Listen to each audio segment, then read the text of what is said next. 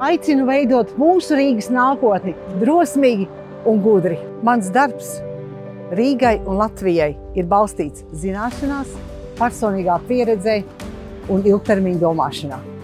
Rīga jāaug kopā ar cilvēkiem, mums visiem.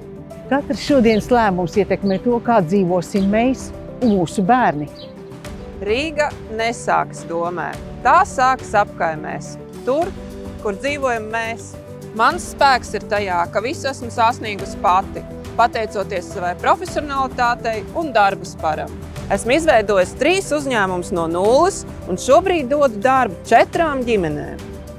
Es zinu, ko nozīmē cīnīties pret sistēmu, kura nestrādā.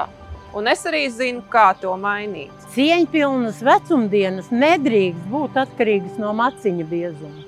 Jau 30 gadus es strādāju ar cilvēkiem, kuriem ir nepieciešama palīdzība.